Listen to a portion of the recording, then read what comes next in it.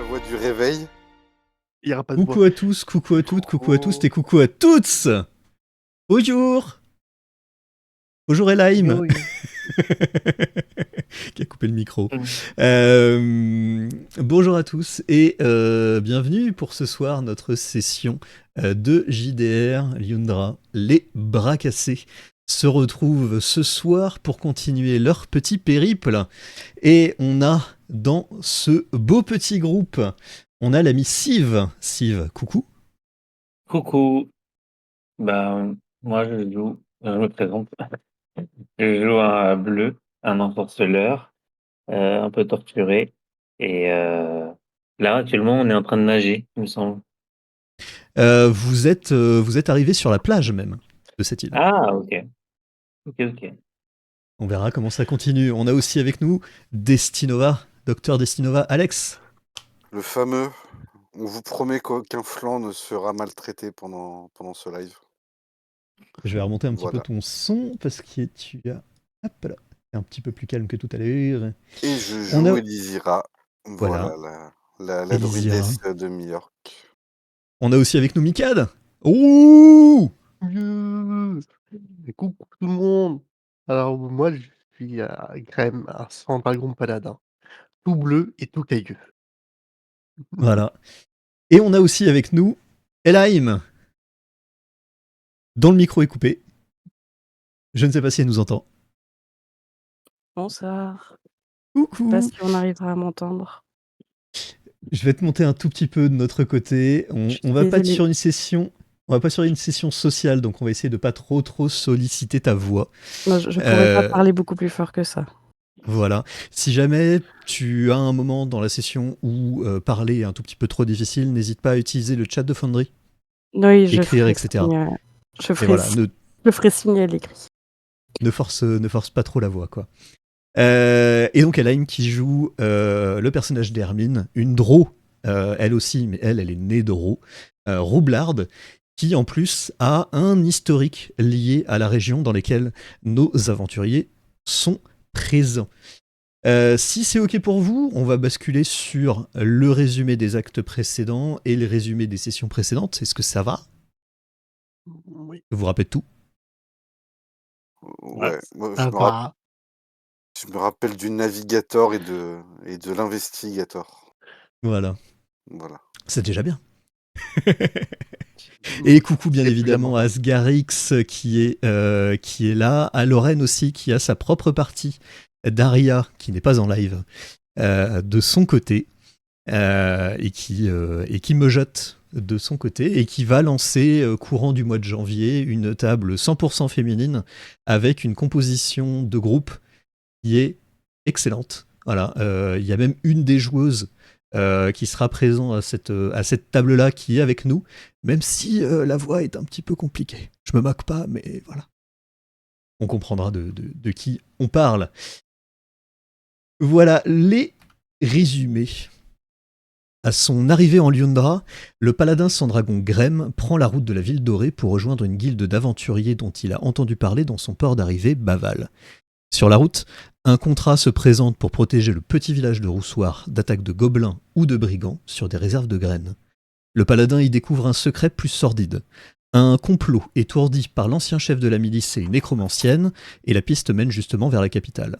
Affrontant des morts-vivants avec Rowan, Sindel et Tilwen, ils réussissent à protéger le village de la menace tout en ayant un indice sur un lien entre les événements ici et Auré. Arrivant à Auré sans Sindel, parti vers Baval, Grem rencontre la druide semi-orque Elisira, même si la trouver fut chose ardue. Rencontrant enfin Dérion, le bibliothécaire doré, pour échanger sur sa guilde d'aventuriers, un test vous est proposé. Suivre l'indice sur Stead Boisper, la personne mentionnée dans une missive écrite par la nécromancienne de Roussoir. Le groupe découvre alors une scène macabre et l'ancienne nécropole dorée où ils affrontent un fantôme et un arcaniste, mais perdent Tilwen et Rowan, passés près de la folie ou de la mort. Après avoir sauvé la claire de lumière Maradotsk, Elisira et Grem se font présenter de nouveaux alliés, le fossoyeur bleu et la Drow Hermine qui semble s'incruster d'elle-même parmi les bras cassés. De dernières actions sont faites en ville avant un départ en direction de Baval et un livre à mains multiples donné. Après une embuscade organisée par la pègre aurésienne, Hermine découvre un aspect de bleu, un rituel pour une âme en peine.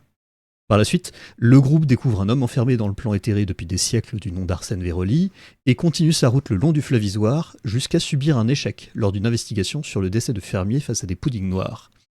Alors que Bleu meurt, se voit réincarné dans un nouveau corps malgré le credo de sa patronne divine la reine Corneille, nos aventuriers payent leur dû en trouvant de la poudre de corne de licorne qui doit être livrée au phare de Baval pour l'orchestre. Arrivé à Baval, vous avez justement trouvé ce lieu où les aventuriers se retrouvent. Vous avez pu échanger cet objet avec l'employé d'Andéréon qui se trouve présente dans le fort de Baval. Et après, vous êtes un petit peu concerté autour d'un panneau d'information qui contenait un certain nombre de quêtes qui étaient disponibles. Vous avez décidé d'investiguer sur le vol d'un objet qui a eu lieu dans le temple de Corde, qui se trouve juste à côté du phare de Baval. Après avoir échangé avec la prêtresse ou le prêtre qui se trouvait là-bas, vous avez découvert la salle du coffre avec le reliquaire dans lequel l'objet avait été volé. Vous avez trouvé un trou bien caché, ou presque, qui menait sur les égouts de la ville de Baval. Et en continuant un petit peu plus loin, vous êtes tombé sur une bande de brigands affrontant des hommes poissons, des Sahuagins, qui apparemment auraient volé l'artefact que vous cherchez, le sextant de Corde. Alors que vous interrogez un des espions que vous avez réussi à capturer, celui-ci vous indique que c'est les hommes poissons qu'il faut suivre. Mais dans la baie de Baval, aucune trace des hommes poissons, des Sahuagins, de la part de Elisira, qui pourtant se sera transformé en investigateur avec cet alligator qui s'est promené dans la baie et qui a essayé de détecter la magie autour de lui, ne trouvant que les objets similaires les plus proches, c'est-à-dire d'autres instruments de navigation. Rencontrant une personne, un ouvrier manutentionnaire présent sur les quais, vous avez appris déjà qu'il connaissait le père d'Hermine il y a de cela de nombreuses années, et alors que vous n'avez pas trouvé d'indice dans la baie elle-même, vous avez demandé, par l'intermédiaire d'Hermine, à emprunter le bateau, en tout cas voyager avec eux jusqu'à des endroits où les Sahuagins auraient pu être vus derrière, plus récemment. Et alors que vous avez voyagé pendant le reste de cette journée, vous avez trouvé cette île dont une tempête est placée vraiment dessus de manière stationnaire. Et pour ne pas risquer la vie du bateau et des personnes qui se trouvent dessus, vous avez tous plongé, profitant de cette respiration aquatique allouée par Elisira, pour vous approcher de cette île. Une île où cette espèce de plage sur laquelle vous arrivez, plutôt faite de roches, quelques aspects de pierre, mais vraiment quelque chose d'assez récemment découvert au sol. Vous avez vu ces espèces de falaises qui ont l'air d'avoir été mises aussi sous l'eau pendant de très nombreuses années. Et vous voyez quelques cavités. Et alors que vous essayez discrètement de vous approcher d'une de ces cavités qui vous paraît être l'endroit le plus propice pour continuer votre exploration, vous êtes tombé face à une de ces brigades de Sahuagins qui patrouillent le long des côtes.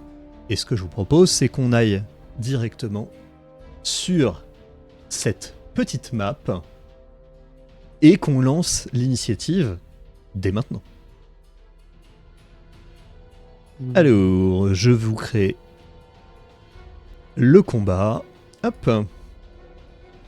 Vous avez toujours le combat tracker pour suivre les éléments d'initiative et pour lancer vos dés qui se trouvent sur les deux épées qui sont la deuxième icône que vous avez vous dans le chat de votre côté. En faisant un clic droit dessus, vous pouvez l'afficher en parallèle de l'écran. Et vous êtes arrivé sur cette plage. Vous avez vu quelques-uns de ces hommes poissons et d'autres sont apparus dans les quelques instants qui ont suivi. Je reprends le combat de tracker. Hop. Hermine et Grem, vous n'avez pas encore lancé vos jets d'initiative. Ah bon, j'ai pas... Non. Ah, celle-ci là. Ouais, pas de... Pas de soucis. Ah, il est beaucoup mieux. Alors, franchement, jour à marquer à la pierre rouge, le paladin qui joue en premier. Alors attends, parce que c'est Hermine pas- n'a pas encore c'est lancé pas la première fois que je le fais, ok. l'initiative. En plus. L'initiative n'a pas encore été lancée par Hermine. Vas-y, vous devez vous remettre en question ceux qui ont pas d'armure là. Tu la trouves plus, c'est l'icône Deux rencontre épées. de combat, la deuxième en haut à droite. Tu fais clic droit sur les 2 épées, et là tu vas avoir la liste des mobs présents sur la carte, ainsi que le petit dé, voilà, à droite. Ah Pour de l'or là. Eh ben oui, effectivement, le paladin qui jouerait en premier, si ce n'est que il n'y a pas vraiment de surprise des deux côtés, et donc le premier personnage qui va jouer, hop là, je vais le remettre en popine parce que c'est un peu plus compliqué de l'avoir ici. C'est un personnage qui se trouve dans les hauteurs, au-dessus de la falaise, et qui va... Ah, je pensais l'avoir ouvert. Non. Hop. Ici.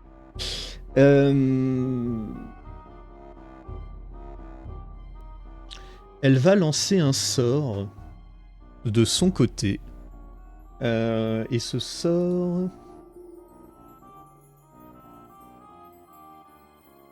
Donc elle lance un sort dans une langue que vous ne comprenez pas pour la plupart d'entre vous. Elle tourne elle aussi autour d'elle-même, mais ça c'est autre chose. Mince. Elle était en début d'initiative, donc faut... Vite. Je fais des trucs en parallèle et je me trompe. Oui, non, sur la fiche, tu pouvais aussi... Je crois que tu pouvais aussi cliquer sur un truc pour faire le lancer d'initiative, mais c'est autre chose. Hop. Voilà, on est là. Hop.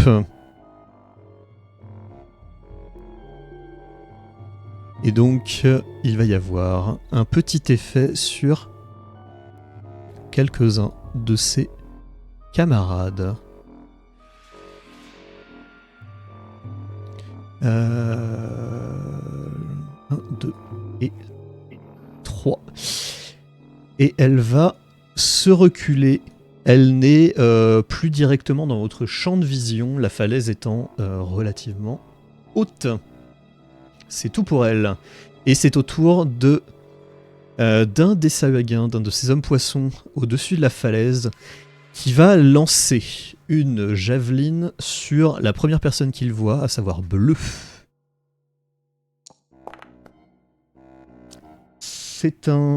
Ça va toucher. C'est un 19 naturel. Donc ça fait 22 pour toucher. Tu subis 4 de dégâts perforants. Et c'est tout pour lui. Grem, c'est à ton tour. Il y a un peu de monde partout. J'ai utilisé une petite bénédiction, je dirais.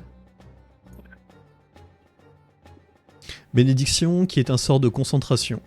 Tu peux bénir un certain nombre de personnes autour de toi. Si tu utilises un emplacement de sort de niveau 1, tu peux bénir 3 créatures de ton choix dans la portée du sort. Tu peux aussi t'inclure dans les créatures assistées. Ok. Je vais assister mes collègues quand même. D'accord. Donc tu es concentré et tu assistes chacun de tes collègues.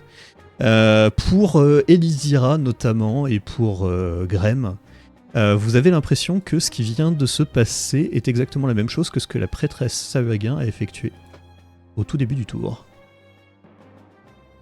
Et donc avoir un des 4 que vous pourrez ajouter au résultat de votre jet d'attaque ou de sauvegarde tant que Grem sera concentré dessus. Et Grem, c'était ton action. Est-ce que tu souhaites faire autre chose? Te déplacer? Oui, me déplacer jusqu'au monsieur. Ouais. Et là. Tu te déplaces, tu arrives au corps à corps de cette créature et... Et... Tu ne peux plus lancer de sort sur ce tour-ci.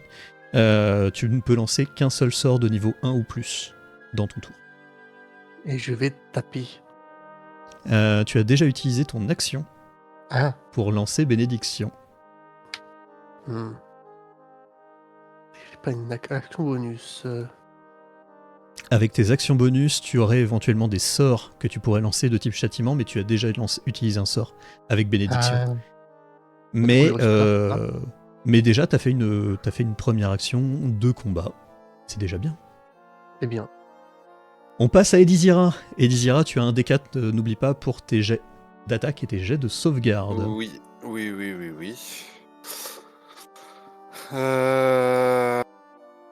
Attends, je suis en train de regarder un truc.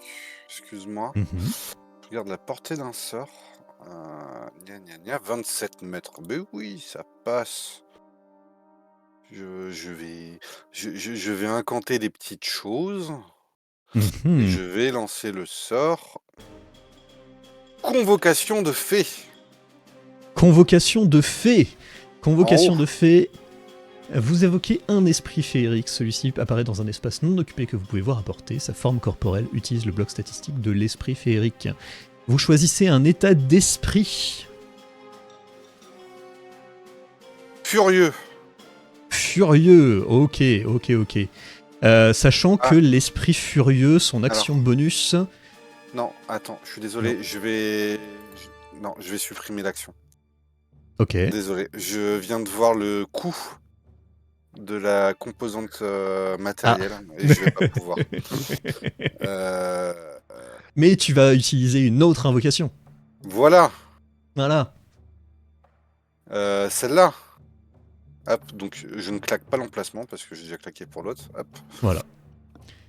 Invocation d'animaux, et tu peux choisir une des options suivantes, 1 bête, 2 bêtes, 4 bêtes ou 8 bêtes, alors que tu fais apparaître des animaux qui vont apparaître dans des espaces inoccupés à portée que tu peux voir, la portée étant 18 mètres, donc tu peux voir notamment au-dessus de la falaise sur le bord. Eh bah écoute, ils vont apparaître en ligne ici, il va y avoir 4 loups qui vont pop encore. 4 loups qui pop. Je vais utiliser ton jeton de forme animale pour cela. Hop.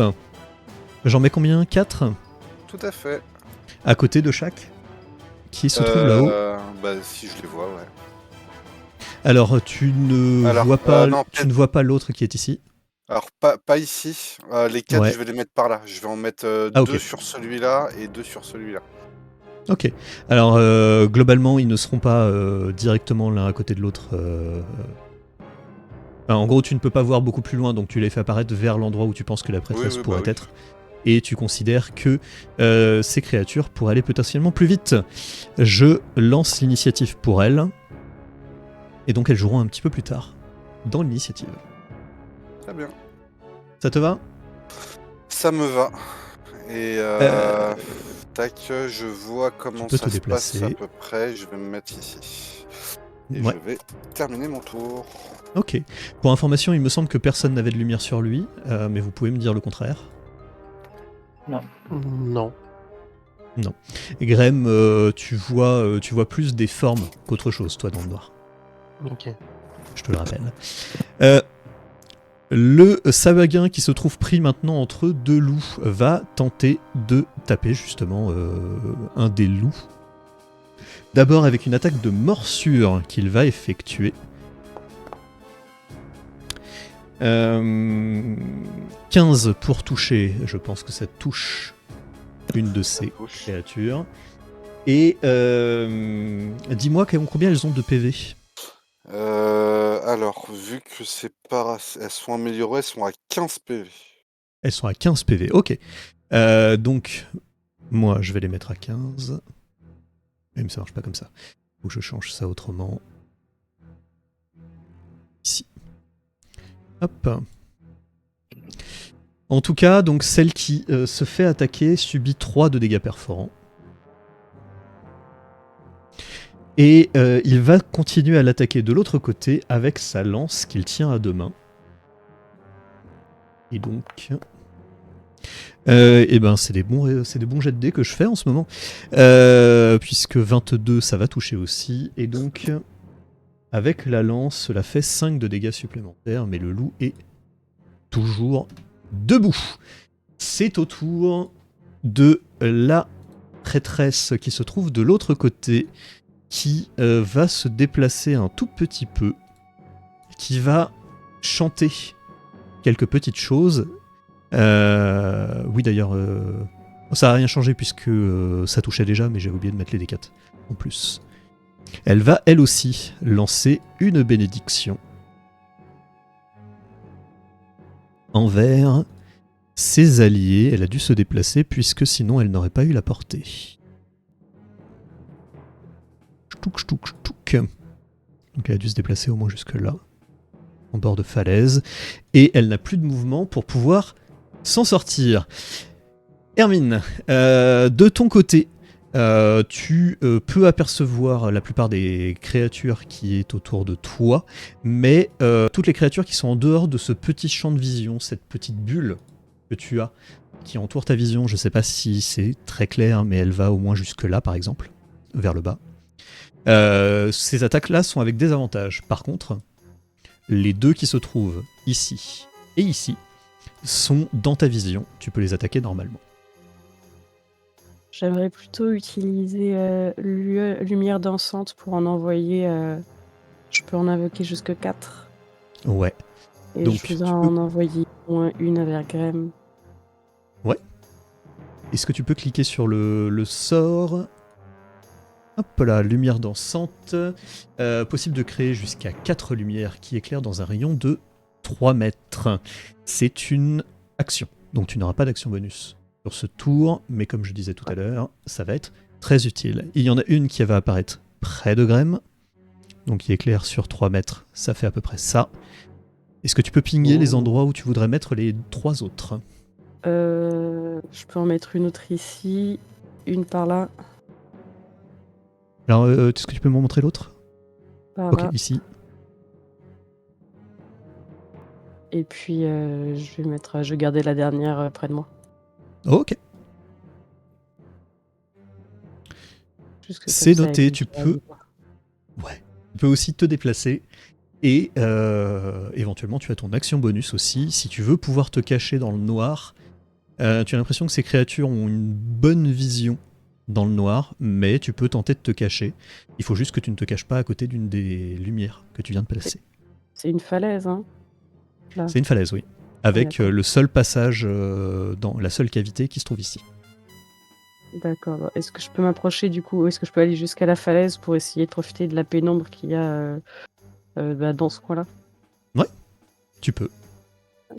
Tu te déplaces, je vais te demander de faire un jet de discrétion.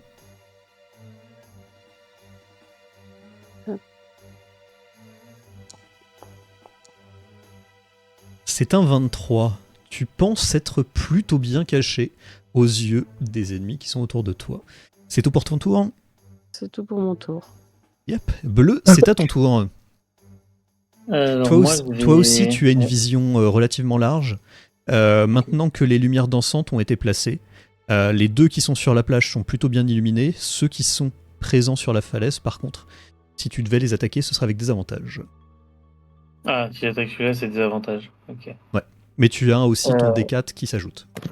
Malgré leur vision nocturne supérieure ? Leur vision nocturne supérieure ne va pas assez loin, a priori. C'est combien de mètres ? La vision de base, c'est 18 mètres. Donc supérieur, j'aurais dit 36, mais... Ouais, parce que les trucs sont en fit, c'est vrai.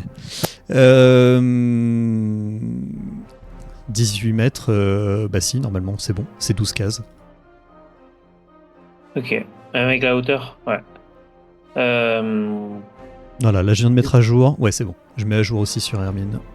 D'accord. Donc il n'y a pas de désavantage. Il n'y a pas de désavantage là-dessus. Pareil pour Hermine, désolé. Yemesui, planté. Je vais lancer le sort de rayon ardent et je vais utiliser 2 points de sorcellerie pour faire sort jumeau. Ouais. On lance 2 du coup. Et du coup, je lance. Fungi niveau 2. Ok. C'est le sort. Donc Ok, tu vises donc lesquels ? Du coup, j'utilise 2 points de sorcellerie pour que ce soit en sort jumeau. Mhm. Donc, je passe à ces 2 points de sorcellerie. Hop, je les ai utilisés. Et donc, donc, ça fait 6 rayons ardents Ouais. que je lance. Je vais lancer 2 sur celui-là là-haut. Non, Ouais. je dirais 3. Allez, 3 sur celui-là. Ouais. Et 3 sur celui-là. Ok. Tu vises spécifiquement en hauteur.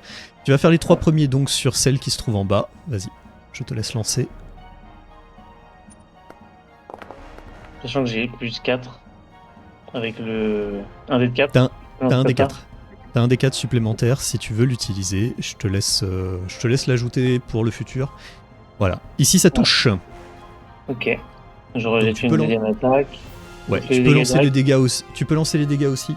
Au cas où la cible tombe, je te laisserai rediriger un de tes rayons. Ok. Attaque.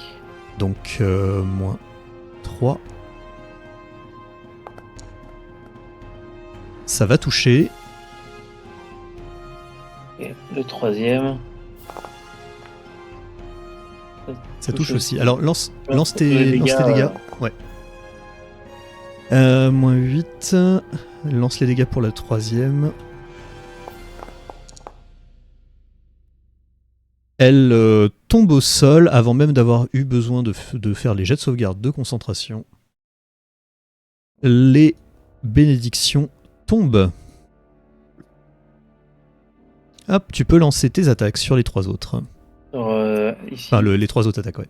Et en haut, ouais. Oula. Ça a zoomé. C'est ici. Attaque normale. Oui, parce qu'elle ira par les...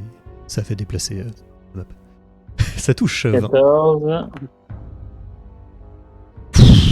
Il tombe au sol direct. Tu peux rediriger... C'était l'attaque, hein, c'était pas les dégâts. Ah oui.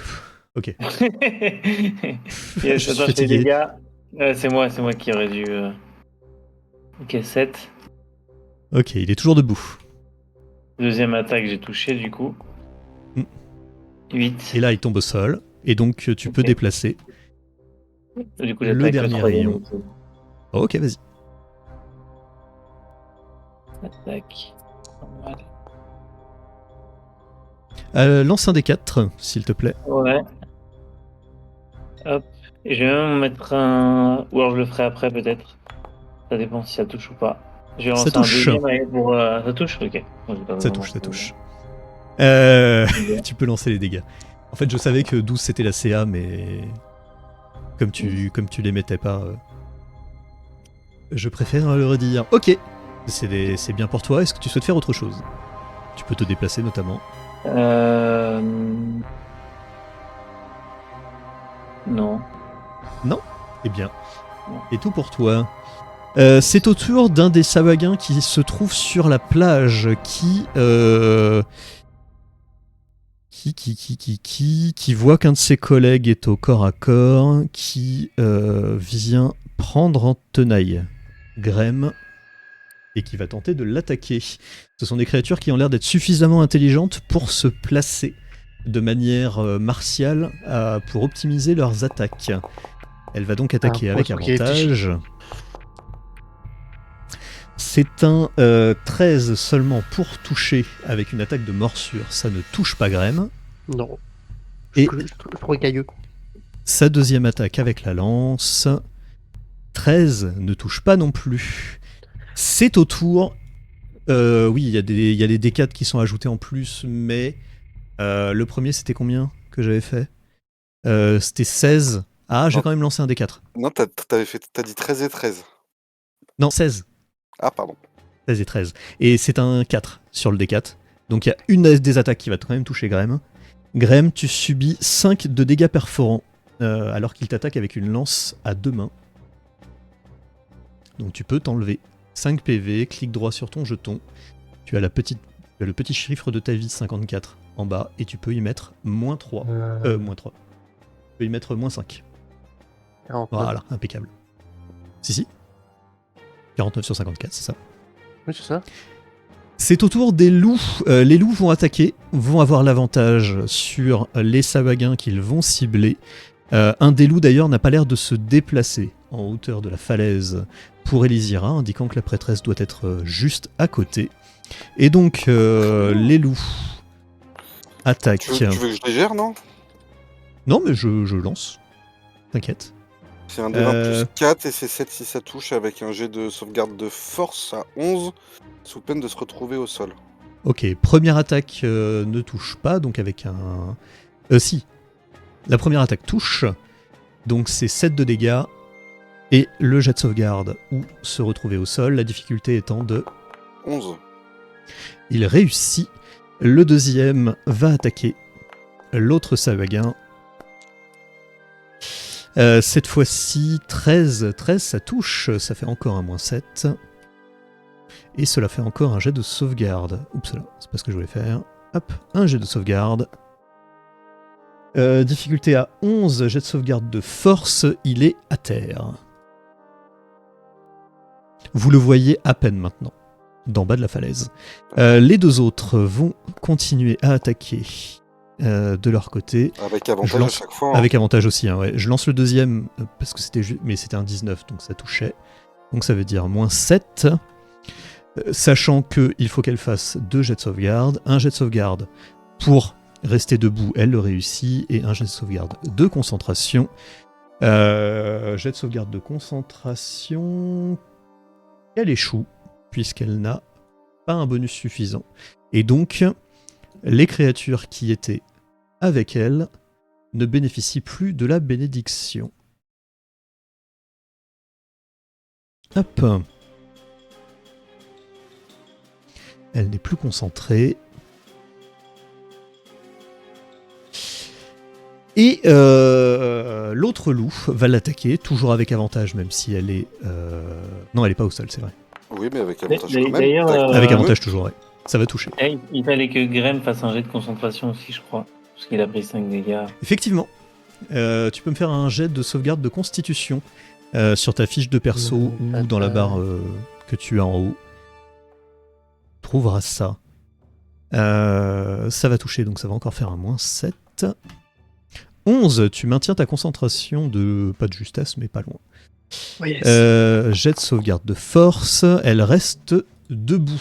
Elle, en tout cas, les créatures qui sont en haut de la falaise vous embêteront peut-être un petit peu moins en ce moment. Graham, sur toi, il y a toujours ce Sahuagin au contact qui va t'attaquer, bien évidemment. Ah, le Salvaguin. C'est un Sahuagin au Il t'attaque cœur léger. avec avantage. Il ne touche pas sur sa première attaque avec son attaque de morsure, et sa deuxième attaque... 21, ça va te toucher. Tu vas subir encore 5 de dégâts perforants sur l'attaque au corps à corps, et tu vas me refaire un jet de sauvegarde de concentration.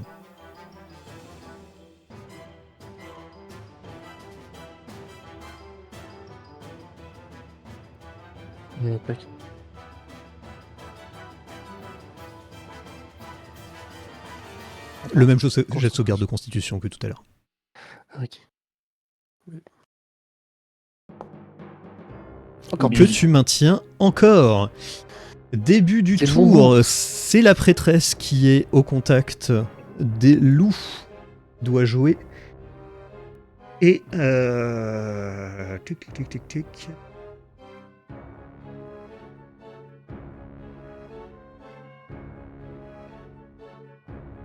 Elle va lancer un sort de son côté. Un sort que vous ne reconnaissez pas forcément. Mais en tout cas, elle a l'air de le faire très rapidement de son côté. Plus rapidement que le sort de bénédiction qu'elle avait pu lancer jusqu'à maintenant. Et cela va faire... plus combien ?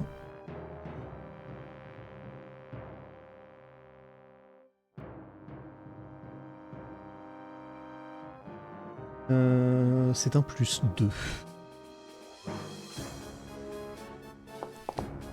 Hop là. La prêtresse, vous ne voyez pas forcément grand-chose. L'autre Sahuagin, vous ne voyez pas grand-chose de plus. Mais leur état de forme a l'air d'aller un tout petit peu mieux. Et ensuite, elle va faire ses 2 attaques, une de morsure et une de griffe, sur le loup qui se trouve derrière elle. Elle n'a pas d'avantage pour l'attaque. La première attaque ne touche pas. Et la deuxième, avec ses griffes, ne... Combien de CA déjà du loup ? 11. 11. Non, La 13, deuxième, attends. 13. Oh, dans les 2 cas, ça va pas toucher.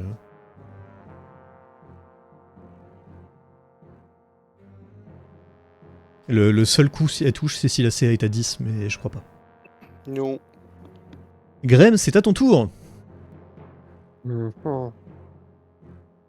Touc, touc.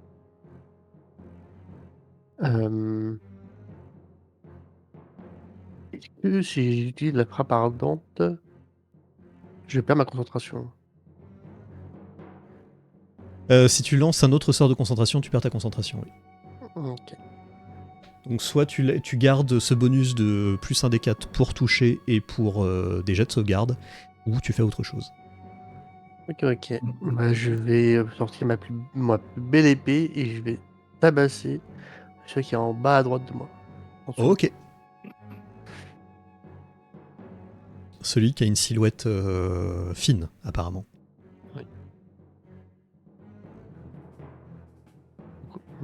J'aimerais bien voir mon épée, mais je n'arrive pas à la voir. Alors, dans ton inventaire, Ouais, tu pourrais la retrouver là. j'ai tout coché sur les autres. Ok, bah, c'est bon. Tac.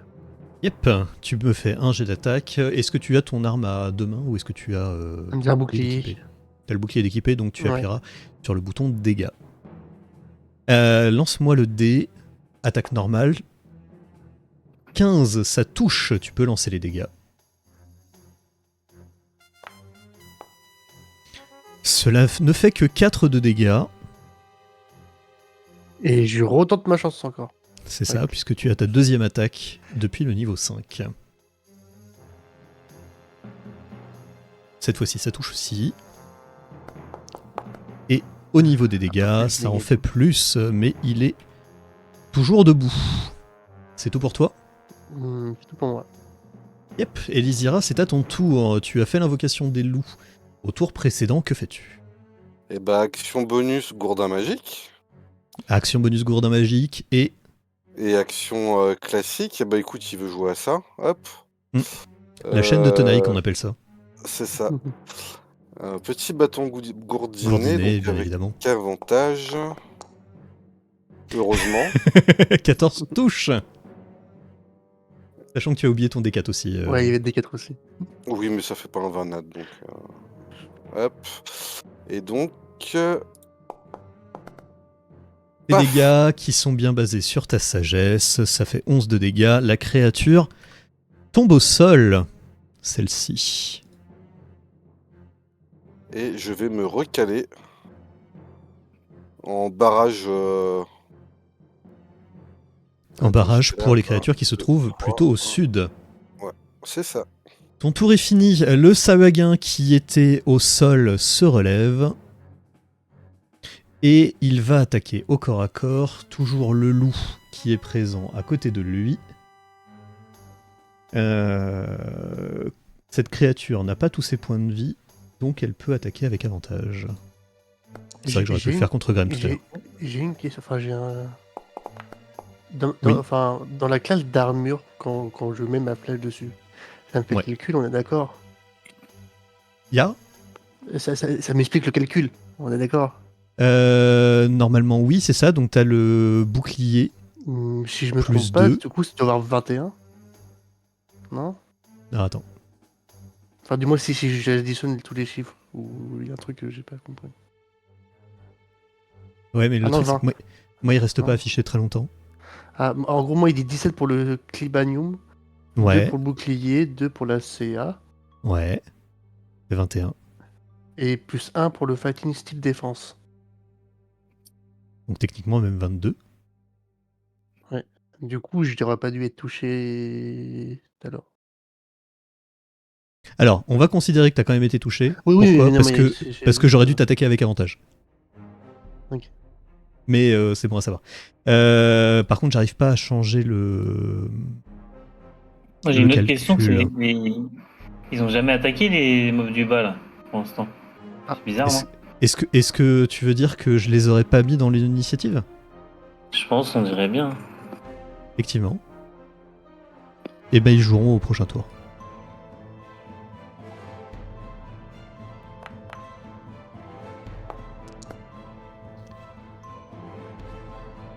Ça tombe bien, ils jouent juste après Elysira. Non. Ok, merci, c'est faire. C'est faire.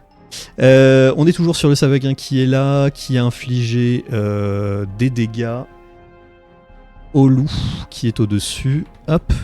Et il va tenter l'autre attaque avec avantage. Qui touche. Un des loups disparaît. Il se retourne vers l'autre, mais il ne peut plus jouer. C'est au tour d'Hermine. Hermine, tu es toujours caché. Je vais attaquer. Techniquement, tu as l'avantage sur tous ceux que tu voudrais cibler, donc tu auras l'attaque sournoise. Je peux même atteindre ceux qui sont en bas là? Ouais. L'arc court est relativement bien sur ce genre de distance. Et ben je vais m'attaquer à celui-ci alors. Yep. Tu le cibles, tu décoches une de tes flèches en essayant de viser un endroit. Il va faire mal, tu profites du couvert de la nuit et ton attaque. Tu peux aussi t'ajouter un plus 1 D4 en bonus. Ok. Le sac à main t'a donné ça. 4. Il était gentil. 26 pour toucher, bien évidemment que ça touche. Tu peux donc faire des dégâts, t'ajouter les plus 3d6 aussi en bonus d'attaque sournoise.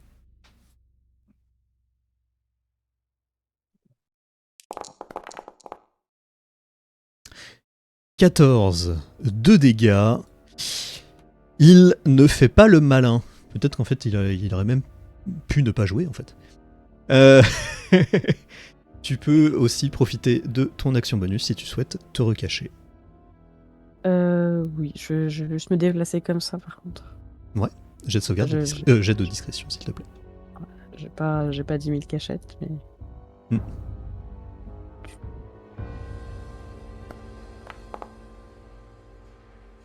Tu penses être bien caché à la vue de ces créatures. Bleu, c'est à ton tour. Moi, je vais lancer Flamme Sacrée sur celui-là. Ouais, c'est un jet de sauvegarde à faire de dextérité. Jet de sauvegarde de dextérité, ta difficulté elle est à combien ? 14. 14, la créature échoue. Lance-moi donc tes 2d8.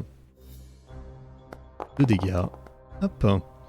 9, c'est amplement suffisant pour que cette créature ne joue pas juste après toi. Tu peux encore te déplacer, utiliser une action bonus si tu le souhaites. Non, c'est bon. C'est bon. C'est au tour des loups. Il n'y en a plus qu'un qui est autour du Savaguin qui se trouve là-haut. Il va continuer de l'attaquer. Cette fois-ci, il n'a plus l'avantage. Il réussit à toucher puisque c'est un plus 5 que tu m'avais dit, Alex. Ça fait donc moins 7 de dégâts et jet de sauvegarde de force qu'il réussit. C'est plus 4 ?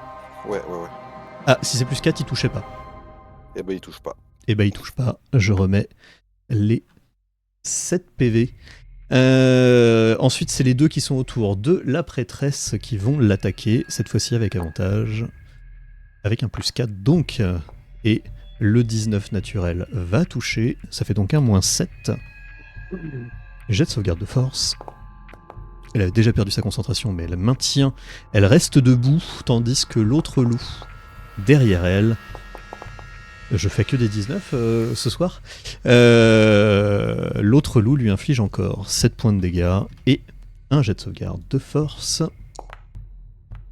La difficulté était à combien déjà? 12 ? 11. 11, elle réussit. Elle a fait 12 naturel, elle a pas de malus. De son côté. C'est tout pour eux. Et c'est au tour du Sahuagin qui a pris Grem en tenaille, mais qui n'a plus la tenaille. Par contre, comme Grem, tu n'as pas tous tes PV, elle peut maintenant t'attaquer comme elle aurait dû le faire, avec avantage. Mais pas sûr que ça va toucher, puisque elle ne fait que 19 pour essayer de te toucher à la lance. Ce n'est pas assez. La créature est peut-être maintenant consciente que elle a peu de chances de toucher Grem. C'est au tour du Sahuagin qui se trouve tout en bas, qui va utiliser sa vitesse. Mais est-ce qu'il est malin? Alors s'il est malin... il est malin. Il est malin puisqu'il se met dans l'eau pour profiter de sa vitesse de nage et arriver au contact d'Elysira. Puisqu'il va plus vite dans l'eau. Le monsieur, c'est bizarre, un homme poisson qui va plus vite dans l'eau. Elysira, tu as tous tes PV, donc l'attaque est faite normalement. Et un 11, ça ne va pas te toucher. Non. C'est au tour de la prêtresse qui se trouve tout là-haut, qui va se déplacer. Elle se déplace juste d'un cran comme ça. Elle va encore lancer un sort.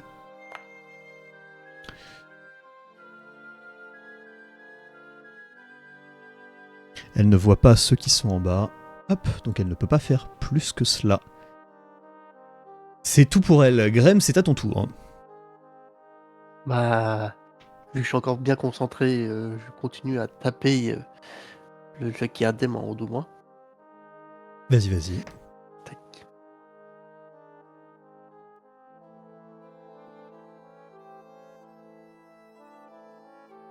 Et c'est un 1 nat. Est-ce que tu peux me lancer un des 8, s'il te plaît?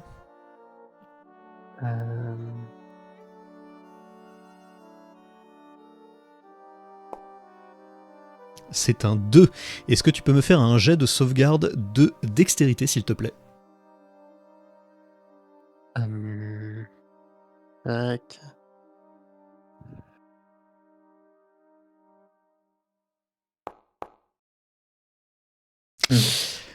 Tu te retrouves désarmé alors que tu essayes de le frapper. Ton arme tombe au sol à côté de toi.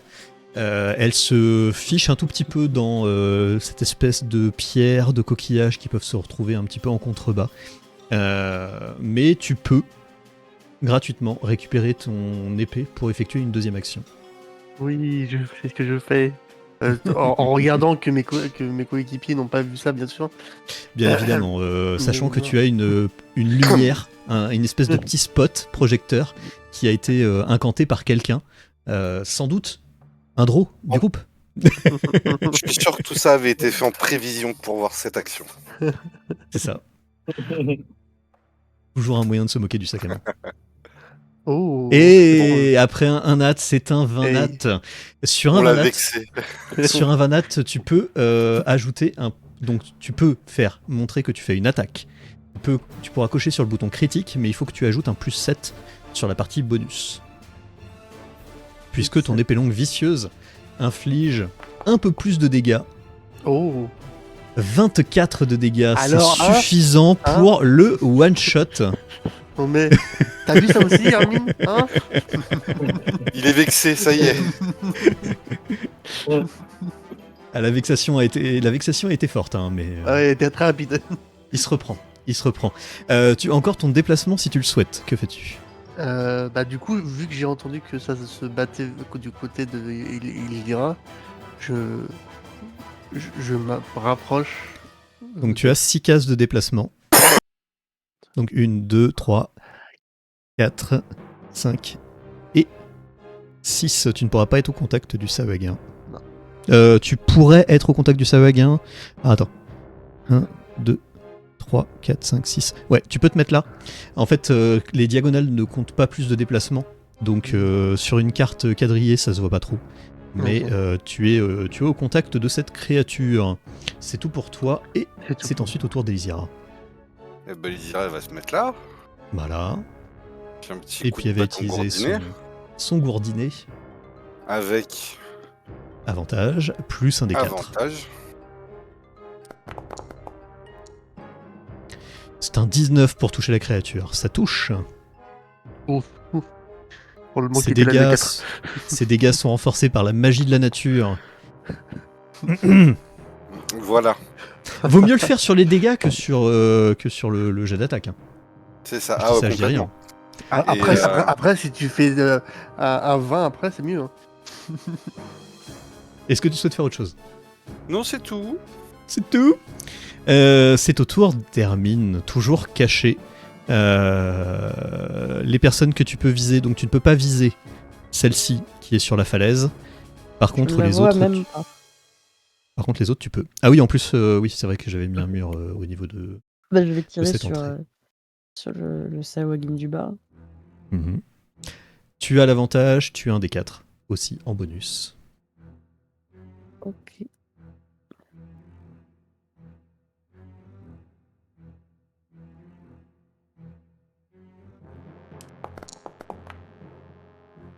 « 19, ça touche bien évidemment. Tu peux me lancer donc tes dégâts avec tes 3d6 d'attaque sournoise aussi.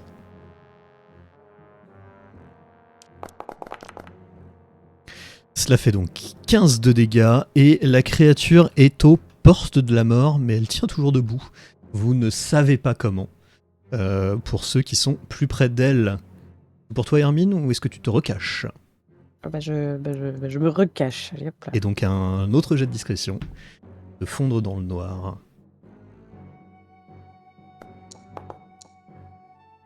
C'est un 23, tu es bien caché. Bleu n'est même pas sûr de savoir exactement où tu te trouves. Bleu, c'est à ton tour. Caché. Moi, le j'ai mur. lancé Flamme Sacrée. Bah, est-ce que je peux l'atteindre ou pas? Celui qui est là-haut. Avec Flamme Sacrée, normalement, oui. Ok. Flamme Sacrée, c'est Je vais 18 mètres. viser lui. 18 mètres, ouais. Donc, Celui qui est le jet de dans sauvegarde les- de dextérité, c'est échoué. Tu peux donc me lancer les dégâts avec les 2d8. 6 de dégâts qui lui tombent sur sa tronche. C'est tout pour toi, Bleu? Oui. Ok. C'est Ça au fait deux tour. pas par là, pardon. C'est au tour des loups. Je vais pas les faire jouer dans le même ordre que ce que je fais jouer d'habitude, puisque je vais faire jouer d'abord celui qui se trouve ici, sur la prêtresse, qui attaque. Donc avec avantage. Avec un plus 4, ça touche. Cela fait donc encore un moins 7 de dégâts. Elle doit faire son jet de sauvegarde de force, ce qu'elle échoue. Donc elle est à terre. L'autre qui se trouve à côté va l'attaquer avec avantage. Je regarde juste si c'est pas un vanat. Hop, cette créature-là meurt. Cette Et autre le loup prêtresse se, qui se trouve là-bas. se déplacerait pour donner l'avantage Exactement. à l'autre. Exactement. Alors, ils se déplacent juste pour se mettre ici à côté. Hein. Ils n'ont pas forcément l'esprit de se mettre en tenaille, mais ils en ont Oh, pas non. besoin. Et donc, le dernier loup va attaquer ce Sawagin qui se trouvait là-haut. Ça va toucher, ça va encore faire 7 de dégâts. Et le jet de sauvegarde qu'il échoue avec un nat. Il se retrouve donc lui aussi au sol. Vous ne le voyez plus de là où vous êtes en contrebas. Et c'est au tour de celui qui est entre vous deux, Grem et Elysira. Il va prendre un objet qui est présent au niveau de sa ceinture, qui ressemblerait un petit peu à une espèce de coquillage, de conque, si ce n'est que il y a vraiment une partie dans laquelle il peut souffler et une partie qui se trouve dehors, qui permettrait de repousser le son. Et ça a beau ne pas faire autant de bruit qu'un corps, tel que vous avez l'habitude de pouvoir en voir et tout, vous entendez quand même ce son qui a l'air d'indiquer qu'il donne un petit peu plus l'alerte. Et c'est son action. Le pouvoir du tout. C'est pas grave s'il meurt, au moins il a prévenu. Graham, c'est à toi. Et ben, je vais encore le taper dessus. pour que la dernière partie qui manque de son bras tombe entièrement. C'est ça. Là il a une plaie béante et on se demande encore comment est-ce qu'il fait pour Alors, avec pour avantage. respirer. Avec avantage, Ah oui. plus un dé... non, t'as pas de D4 toi. Avec avantage. Moi, je te propose d'abord que tu la laisses tomber ton épée par terre.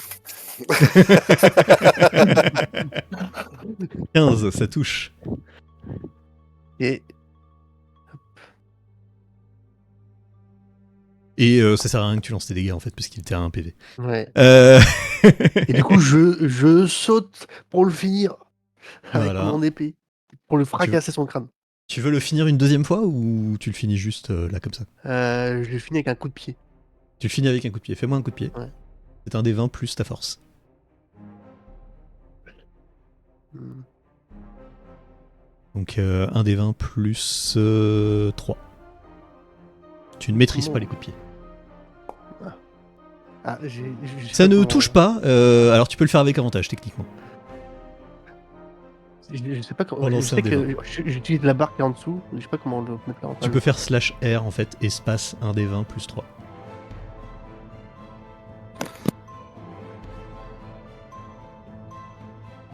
Faut t'attacher.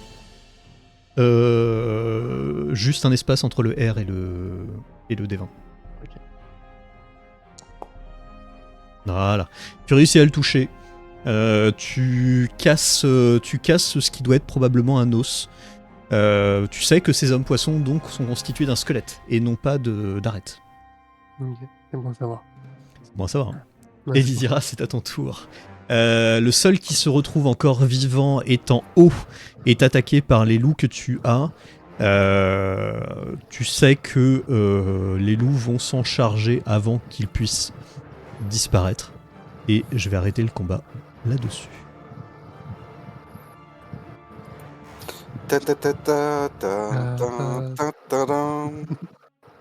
Je fouille les corps, Tu commences à fouiller les corps de ces Sahuagins et tu te rends compte que ils ont quasiment rien si ce n'est le petit matériel qu'ils ont, qui a l'air d'être en mauvais état. Des lances dont les pointes sont constituées de coquillages. Pareil au niveau de ces espèces de petits boucliers qu'ils ont. Eux n'ont pas grand-chose. Et pendant que les loups sont en train de finir ce Sahuagin qui est en hauteur, vous entendez quand même quelques bruits, quelques petits cris qui proviennent d'autres endroits sur l'île. Que faites-vous ?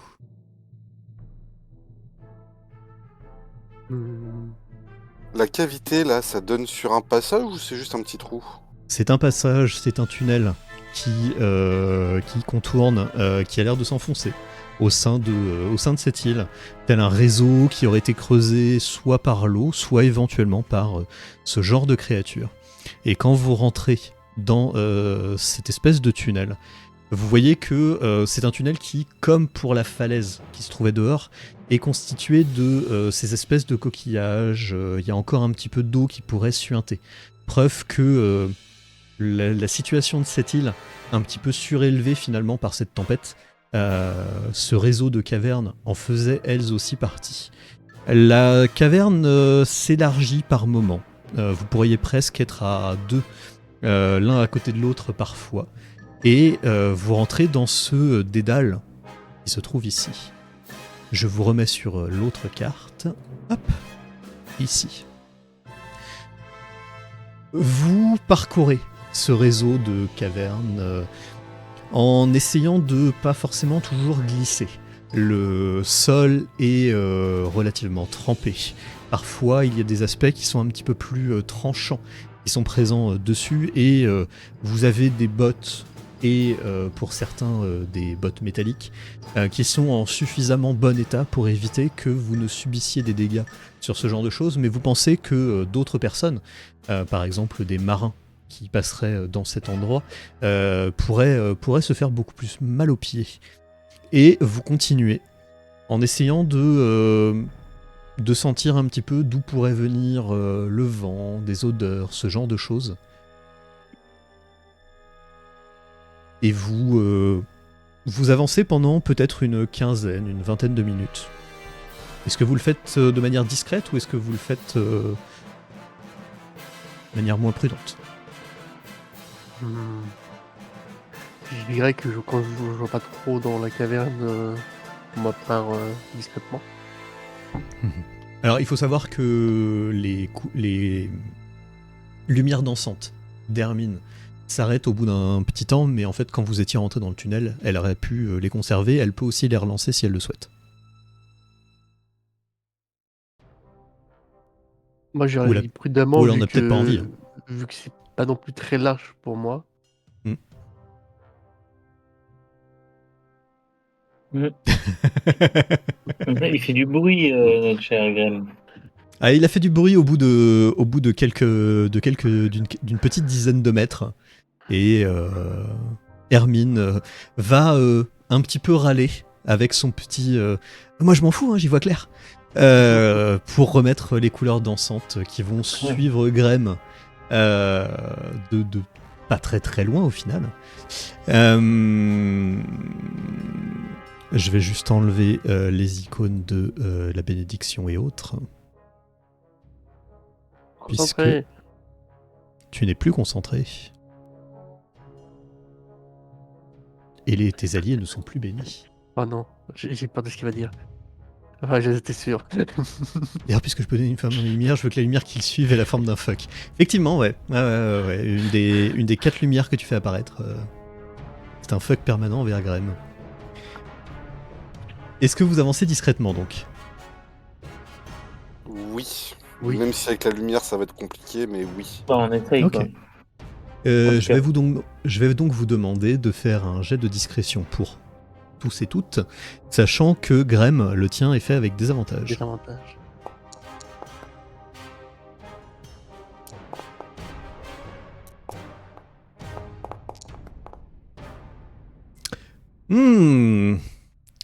Il y a de grandes chances que le Vinat fasse un petit peu changer la nature des jets que vous avez pu effectuer. Et vous continuez d'avancer. Parfois, effectivement, il y a un peu de bruit qui peut être effectué et fait par Graham, mais de temps en temps, c'est aussi votre semi-orc qui vous accompagne, Elisira, qui de temps en temps tape pas forcément au bon endroit. Ça peut être le bâton, tape un tout petit peu trop fort sur un coquillage. Ça peut être tout simplement 2-3 fois ce côté un petit peu plus acéré du coquillage qui passe un tout petit peu à travers la godille d'Elisira et qui laisse exprimer un petit signe de douleur sans forcément que tu aies de PV en moins. Et vous arrivez un petit peu plus loin sur une cavité qui s'ouvre, beaucoup plus importante. Et avant d'arriver justement au niveau de cette cavité qui s'ouvre, vous commencez à voir qu'il y a comme des espèces de colonnades qui se sont effondrées, présentes à l'intérieur de cette cavité. Alors que vous commencez à rentrer et que la lumière est encore un tout petit peu présente, vous vous posez la question s'il serait intéressant de les enlever, puisqu'il y a déjà quelques lumières qui sont elles aussi placées dans cet endroit. Je vais vous déplacer sur cette nouvelle. La lumière. Alors que vous arrivez, Graham, même toi qui es le premier présent ici, tu vois donc qu'il y a plusieurs sources de lumière présentes assez proches de vous, près de ces endroits qui contiennent des traces d'un bâtiment tombé en ruine depuis, qui devait se trouver à l'intérieur de cette caverne et qui a pu souffrir les dégâts de l'eau, voire les dégâts de différents tremblements de terre, voire de l'érosion. Et tu aperçois une créature beaucoup plus loin, ici, illuminée par une lumière qui provient de derrière elle, mais aussi par quelque chose qui se trouverait devant elle. Tu vois vraiment que les deux choses. C'est aussi une de ces prêtresses que tu avais pu voir sur la falaise, en tout cas entreapercevoir. Une créature quand même assez difforme qui est présente. Et la salle... Je leur dis doucement, il y en a d'autres. Il y en a d'autres.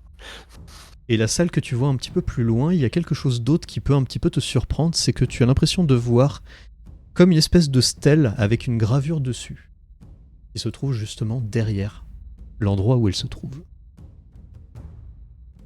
Oh, ça m'intéresse.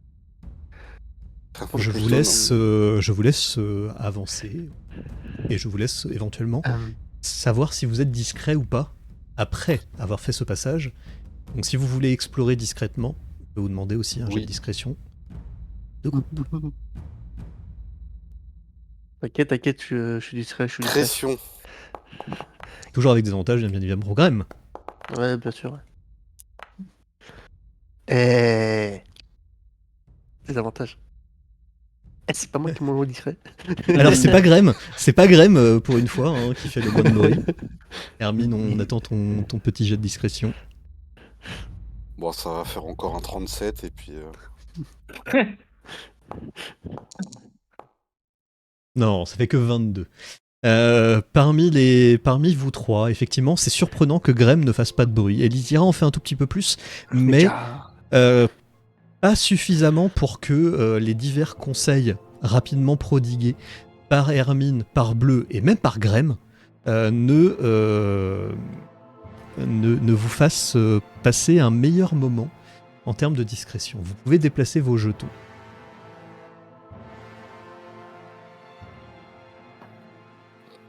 Alors que tu avances dans cette pièce, Graham, tu vois qu'il y aurait un Sahuagin présent beaucoup plus bas, lui aussi en partie illuminé dans le dos, présent ici. Il y a quand même un endroit qui vous bloque un petit peu la vue, qui se trouve ici. Il y a des lumières qui vous emmènent un petit peu plus bas jusqu'à des pots qui pourraient ressembler à des pots en argile, qui ont à peu près bien survécu à la vue du temps. Et oui, vous entreapercevez aussi un autre Sahuagin qui se trouve ici. Je leur fais des gestes pour dire quelle direction ils veulent prendre avec mes mains. Et j'attends leur geste de réponse.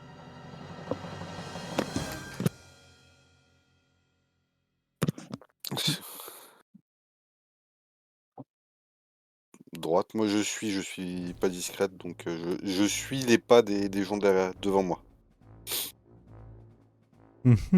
Graham continue à avancer.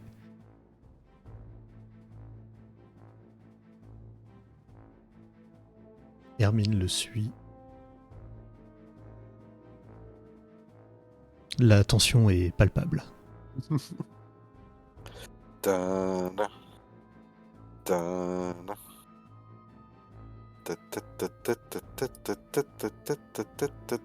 En approchant ici, en approchant jusqu'ici, vous avez une meilleure vision de ce qui est présent à l'intérieur de cette salle qui se trouve plus loin.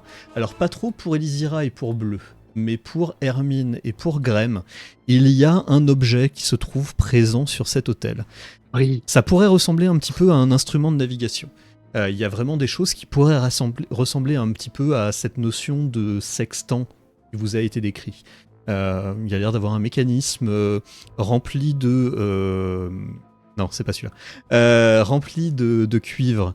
Il y a des verres qui sont utilisés à quelques endroits, un petit peu comme pour en faire une espèce de loupe. Mais ce que vous voyez, c'est qu'au-dessus... c'est normal, le jeu est en pause. Le jeu est en pause, Elaine. Et au-dessus de ce mécanisme, il y a autre chose qui a été greffé dessus. Ça a l'air d'être peut-être d'origine, puisque ce qui maintient en fait les pièces de cuivre à cet instrument-là, c'est aussi d'autres pièces de cuivre. Et à l'intérieur, au-dessus plutôt, de cet instrument d'apparence classique, il y a une espèce de... On dirait presque une espèce de minerai. Ça n'a pas vraiment de forme particulière, ça n'a pas l'air d'avoir été spécialement travaillé. On dirait presque, pour certains, ce qui pourrait s'approcher d'une météorite que vous auriez pu trouver, d'un caillou, d'un rocher, qui aurait passé peut-être un petit peu de temps, non pas avec l'érosion, mais on est vraiment sur quelque chose d'assez étrange. Graham, ça peut peut-être te rappeler un petit peu des pépites de certains minerais que vous pouviez trouver. Mais cette pépite émet une certaine chaleur, une certaine lumière présente tout autour. Et il y a une espèce d'arceau qui se trouve autour qui se déplace vraiment toujours de la même manière, de manière circulaire par rapport à l'ensemble. Mais alors que vous vous approchez de cette lumière, la prêtresse qui se trouve ici lève un petit peu son regard, commence à apercevoir les écailles bleutées de Grem. Je ferme les yeux pour pas qu'il me voie. Ça marche exactement comme ça. Pour ce premier tour de combat, vous êtes presque sur de la surprise, sauf pour cette prêtresse, qui elle va pouvoir jouer aussi en même temps que vous. On va donc lancer l'initiative. Et on s'arrêtera après ce combat. On avait prévu de faire une session un petit peu plus courte, notamment pour Hermine. Hop, pour Elheim. Hop, allez. Okay. Pourquoi sur l'initiative, je suis imbattable? Alors, imbattable. Bah oui, non mais enfin, je suis très souvent en haut. Et un pauvre jeu de discrétion. Faut que je me prenne tous les coins de mur. C'est parce que t'as un bâton imposant. Parce que t'as un bâton imposant. C'est un gourdin magique. Hein. Attention. Combiné au sextoy de Dame Ginette, vous savez pas ce que je pourrais faire. Ça peut faire très mal. Commençons le combat. Elisira, tu entreaperçois justement la réaction de la prêtresse, qui est présente là-bas. Je te laisse agir. Comment ça, on voit le poireau dans le bouillon facilement? Pardon. Elisira, c'est à toi. Ah oui, pardon. Et ben moi je fais 1, 2, 3, 4, 5, 6. Je rush. Ouais. Je vois la madame, du coup. Tu vois la madame, tu vois l'objet qui est présent sur l'autel, tu as l'impression que c'est l'objet que vous recherchez. Attends, faut que je mesure un truc. Je vais essayer de faire un truc improbable, mais absolument débile d'ailleurs. 40 feet, non, je l'ai pas. Non, 40 feet, c'est 12 mètres. Je sais ce que tu voulais tenter. Alors, je voulais tenter quoi? Liane agrippante? Oui. Oui. Tu vois? Le fouet épineux, choper le sextant et dire on court. Oui, fouet épineux, pas liane agrippante. Liane agrippante, c'est l'autre sort de niveau... Mais bon, vu qu'on en est là, on va rester dans la violence absolue. Ouais. Donc, je vais lancer un rayon de lune de niveau 3. Rayon de lune de niveau 3. Tu as le gabarit que tu peux poser toi-même. Ouais, alors le gabarit, il est pas... Enfin voilà, il est pas ouf. De toute façon, le gabarit, c'est 1m50. C'est 1m50 ou c'est 3m? 1m50. Attends. Voilà, merci. Hop. Sauvegarde de constitution. Jet de sauvegarde de constitution pour elle. Son jet de sauvegarde de constitution, il est à 11. Elle va donc subir tous les dégâts. Tous les dégâts, donc c'est 3d10, vu que c'est un sort de niveau 3. Et elle subit donc 16 de dégâts. La madame, elle ne les prendra pas quand elle commencera son tour, puisque on l'a lancé maintenant. On aurait dû attendre normalement le début de son tour, mais c'est pas grave. C'est tout pour toi? Oui, c'est déjà pas mal. Et tu es concentré, tu t'es mis en plus l'icône de concentration, c'est impeccable. C'est au tour d'Hermine. Je peux me cacher avant d'agir ou il faut que je me cache après? Tu peux te cacher avant d'agir puisque tu es vraiment dans une zone de pénombre complète. Tu penses que la prêtresse ne t'avait pas vu, pour le coup. Et bah tant mieux, si je suis caché, je vais lui tirer dessus. Là, vas-y. Tu as l'avantage, tu n'as pas de D4. C'est bon. Donc je fais avec avantage? Avec avantage, ouais.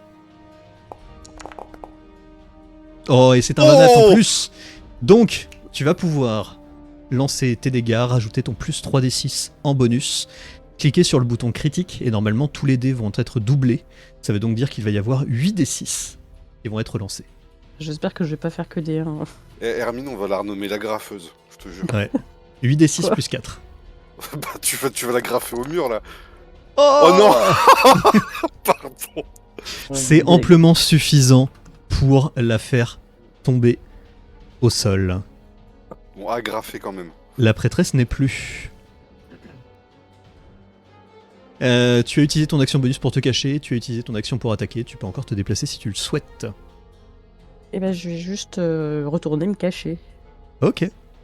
Le Sahuagin en question ne va pas jouer puisque il est sur un tour surprise. Bleu, c'est à ton tour.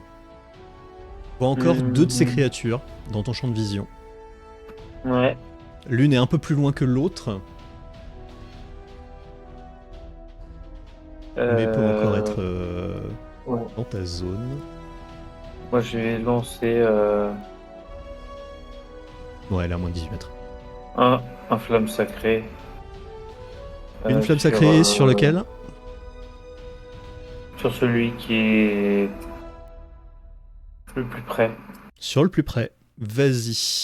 C'est un sort de flamme sacrée. C'est un jet de sauvegarde de dextérité de sa part. C'est un échec aussi de sa part. Et donc, 2 points fouets et dégâts. Ouais. Il subit 7 de dégâts. Et Ça a l'air d'être quand même efficace. Tu peux encore te déplacer et tu as encore ton action bonus. je me cache Bien évidemment. derrière les autres. Voilà, c'est fini. Alors, tu ne te caches pas officiellement. L'action de se cacher est un petit peu trop complexe pour que tu puisses le faire. Ok. C'est tout pour toi. Les 2 Sahuagins qui sont là ne jouent pas. Grem, c'est à ton tour. Moi, je vais m'approcher dans cette pièce. Ouais. En rentrant dans cette pièce, tu vois qu'il y a un autre Sahuagin qui n'est pas encore prêt à agir au combat, mais qui sera prêt à agir au tour d'après. Tu as donc fait 2 cases de déplacement, il t'en reste 4. Tu peux aller à son contact, oui. Et tu as même ton action pour pouvoir l'attaquer. Du coup, je vais illuminer ma belle épée de frappe ardente. Exactement, donc tu me lances ce sort, puisque je ne sais plus si c'est de la concentration ou pas. C'est de la concentration, je te mets l'icône. Et après, je la ton épée. tabasse avec mon épée de feu. Exactement.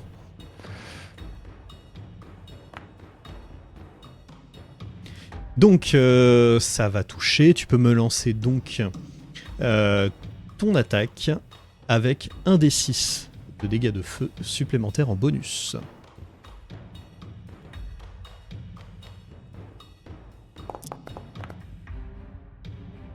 Et en plus, elle est Cela enflammée. fait Et en 9 plus, de il dégâts, brûle. la créature est enflammée et elle doit faire un jet de sauvegarde de constitution au début de son tour, qu'elle réussit. Elle ne prendra donc pas de dégâts Non, je voulais qu'elle au crame. tour d'après. Mais c'est bien, tu as ta deuxième attaque.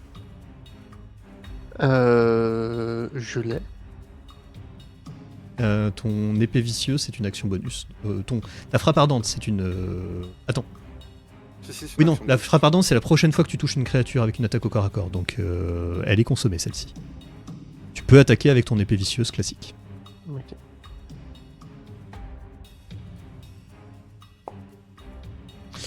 « 9, ça ne touche pas, malheureusement. Zut, Mais le Sahuagin ne peut pas répondre. je Elisira, savais. c'est de nouveau à toi. Action bonus, hop là. J'ai jusqu'à 18 mètres, donc hop. Tu déplaces pour mettre sur l'autre Sahuagin. Voilà, donc hop là, les 3 petits D10. Un jet de sauvegarde de constitution avant. Ouais, échoué. Échoué avec un 11. Voilà, donc il se prend 14. Alors, normalement, c'est au début de son tour. Donc, Non, on parce que notera. je l'ai déplacé sur lui.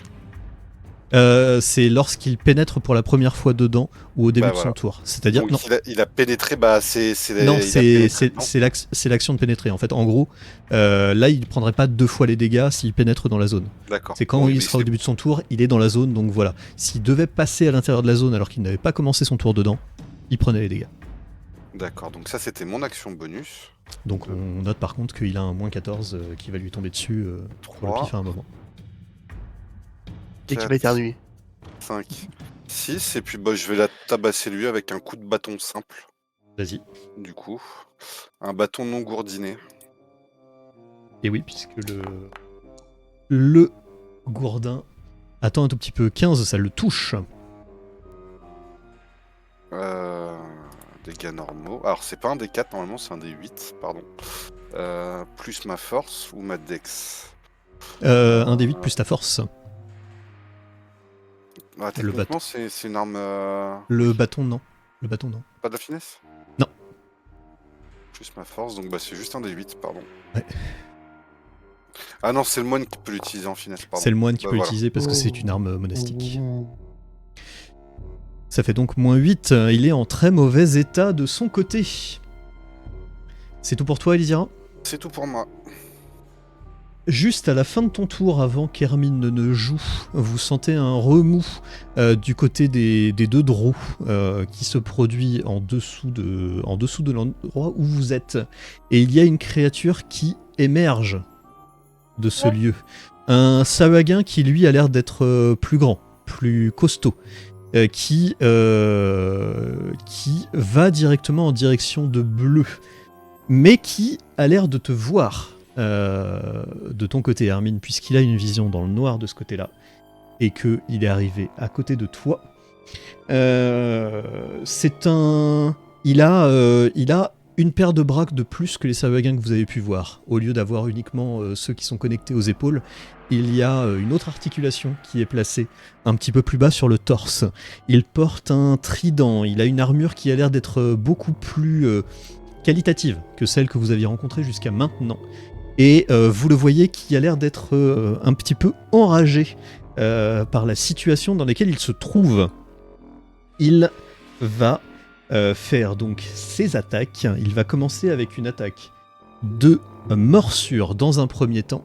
Et il va le faire sur la première cible qu'il a vue, qui est Bleu. Il est vachement susceptible. Bleu, c'est une attaque normale. Il ne t'attaque pas avec avantage. C'est un 17 pour te mordre. Oui. Tu subis 9 de dégâts perforants. Tu n'es pas concentré, mais tu subis quand même ces dégâts. Et il va continuer de t'attaquer 2 fois avec son trident. Et cette fois-ci, il a l'avantage puisque l'odeur du sang a l'air de le surmotiver. C'est un 14 pour toucher.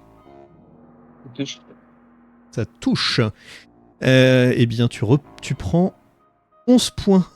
Non, tu prends 13 points de dégâts performance, excuse-moi, puisqu'il utilise son trident à 2 mains, et il va t'attaquer avec sa dernière attaque.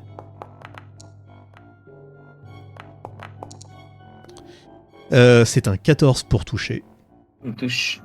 Tu subis encore 13 de dégâts perforants, et vous avez à peine entendu cette espèce de créature qui surgit de l'eau derrière vous, Grem et Elysira, que vous entendez, et pour toi je crois Elysira, tu vois le corps de Bleu qui tombe inconscient au sol dans cette caverne. Hermine, tu as vu aussi la scène se produire sous tes yeux.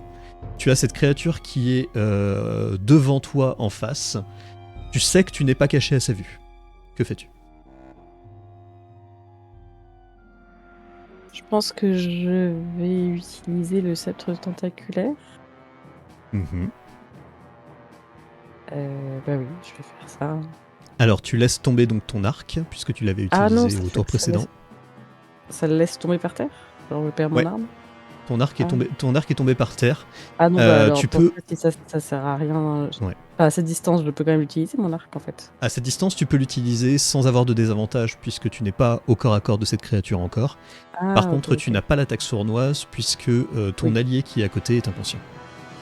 Ok, bah je vais utiliser mon arc alors si je peux utiliser. Je pensais que j'étais trop proche. Tu peux. C'est parti.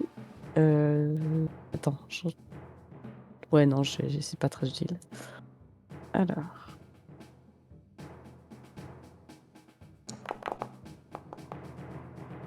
« 21, ça touche le baron Sahuagin, puisque c'est son nom. Tu peux donc infliger tes dégâts, mais sans les 3d6. Bleu est encore devenu rouge. Et bah, c'est sanglant. Hein. Tu lui infliges 9 de dégâts, et tu vois que cette créature a plutôt bien encaissé la flèche, comparée aux précédentes. Ok. Et je vais utiliser mon action bonus pour foncer vers Elysira. Ok. Je suis désolé, Bleu, j'abandonne ton corps, mais en fait... Tu peux te déplacer, hop. Tu ne Bah, rentres rien pas du dans... tout, moi. Tu peux éviter justement sa portée pour de ne pas te prendre d'attaque d'opportunité, et tu rentres dans cette petite pièce qui ressemble un petit peu à une espèce de petit temple, de petit hôtel présent, et quand tu rentres dedans, les deux autres de tes alliés étaient un petit peu concentrés sur le Sahuagin qu'ils allaient attaquer.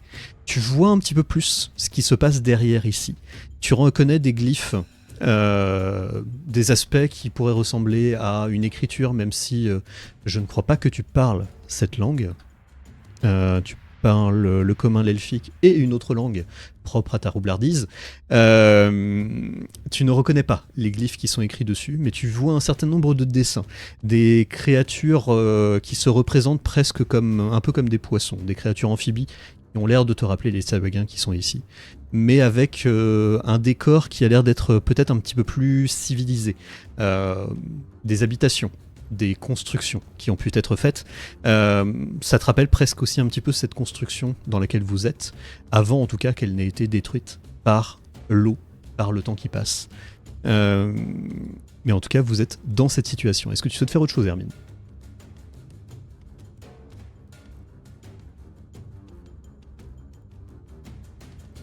J'ai pas entendu la réponse, donc je considère que non. Pardon, excusez-moi. J'avais coupé pour tousser. Je peux utiliser main leste pour piquer le truc qui est sur la table là, histoire que comme ça on le tout. T'as déjà utilisé ton action bonus pour foncer. Ouais, bah du coup si je peux rien faire de, je peux rien faire de plus en fait du coup. Non, voilà. c'est au cas où. C'est au tour de Bleu. Bleu, tu es inconscient. De donc me faire un jet de sauvegarde contre la mort. Alors c'est où ça ? Donc, quand tu regardes ta fiche de perso, tu as jet de sauvegarde contre la mort sous les ressources, ouais. 2 points de sens. C'est un 20 nat. Tu réussis à te relever avec un PV. Et le fait que tu aies réussi à te relever et que c'était le début de ton tour fait que tu peux agir. Tu as donc la moitié de ton mouvement, puisqu'il va falloir que tu te relèves avec la moitié de ton mouvement. Et tu as aussi ton action que tu peux utiliser pour tout ce que ton action peut faire dans D&D 5. Si jamais tu as besoin d'un rappel, tu peux me le demander. Moi, je vais surtout me barrer de là. Sauf que je déclenche une attaque d'opportunité si je pars. Exactement. Sauf si tu prends l'action de désengager. Sauf si tu prends l'action de désengager. Voilà, c'est pour ça que je disais que je pouvais te rappeler les actions. C'est ça que je vais faire. Donc tu te désengages, il te reste donc 3 cases de déplacement. 1, 2, 3. Ok. Voilà. Tu rentres donc toi aussi au niveau de cette petite pièce. Tu passes à côté de ce caillou. Tu es de nouveau dans le noir, mais tu vois que cette grande créature t'a suivi des yeux. Le Sahuagin numéro 1, ça y est, il va prendre ses 14 de dégâts. Voilà. Et il va se déplacer. Il va se déplacer de quelques mètres pour aller ici. Et il t'a en visu. Bleu. Il va lancer sa lance. Tu es... alors c'est uniquement sur les attaques au corps à corps qu'il aurait l'avantage, donc il ne va pas avoir l'avantage pour son lancer. Mais c'est un 19 plus 3, ça fait 22 pour te toucher. Tu subis 4 de dégâts perforants et tu retombes inconscient. C'est au tour de son allié, le Sahuagin numéro 2, qui avait pris pas mal de dégâts, qui va faire un peu de déplacement pour venir jusqu'ici, et qui va foncer au contact d'Hermine, de Grem et d'Elysira. C'est au tour d'un de leurs collègues, qui apparaît lui aussi en sortant de l'eau. Il vient par ici, il va lui aussi foncer et qui passe par-dessus le corps de Bleu, mais ne peut rien faire d'autre. Hop, je vous le mets aussi dans l'initiative. Et Grem, c'est à ton tour. Tu as entendu ton allié Dro tomber une première fois, tu l'as entendu tomber une deuxième fois, et Tu as 2 Sahuagins qui sont à ton contact, un troisième vient de rentrer dans la pièce, que fais-tu? Déjà, je vais finir ce qui est mourant. Je t'invite à le faire. Histoire de un peu aplanir les formes. Vas-y.